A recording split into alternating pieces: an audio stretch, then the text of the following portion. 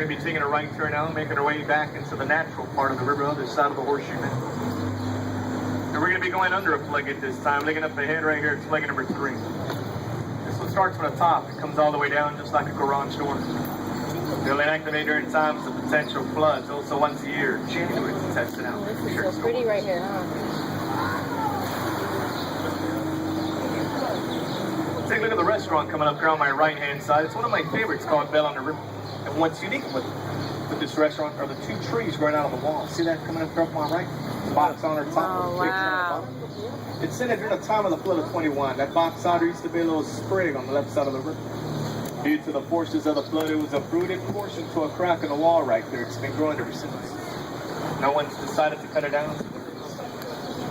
Also, during the time of the flood of 21, the building on my left-hand side was constructed. Back then, it was a city public service building.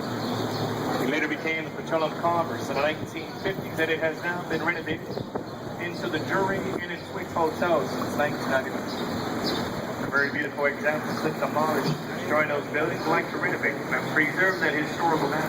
Oh. It's also one of the main reasons you don't see really big skyscrapers here in the downtown area, as you would in other big cities.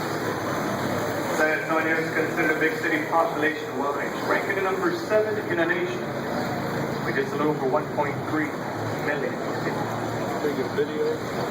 The building coming up here on my right-hand side is the Aztec Theater, built in 1926. It has a really nice Aztec Mayan design in the inside. It went out of business in the early 80s. It was vacant for many, many years. They recently restored and renovated this theater, which is just recently reopened now as a performance theater. Another new hotel addition on the Riverwalk is the one here on my right-hand side. It's called the Mocado Hotel. It opened up in January of 2004.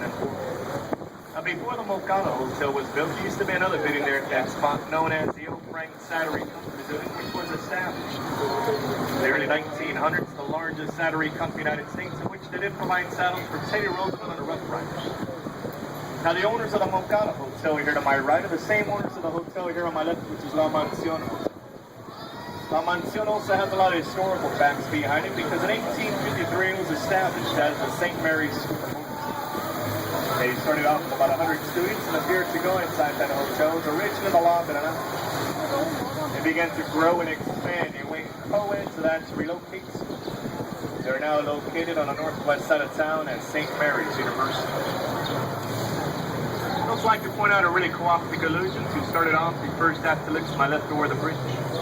You're looking over the bridge here on my left, you see a really big beige building, right? Well, this is the optic illusion they're bringing us.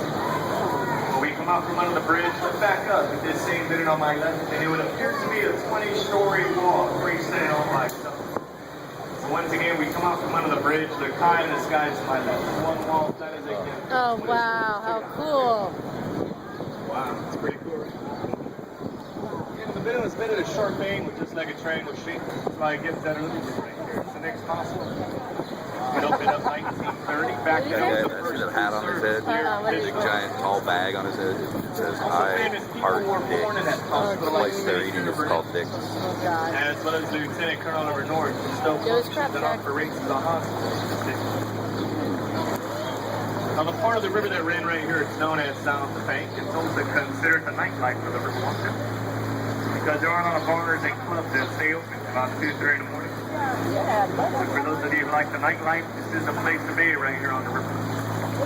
Keep in mind, this is also the part of the river where a lot of people fall in. It's a night, being a Saturday night. Now, the hotel that's coming up here on my left-hand side is a Hyatt Regency Hotel.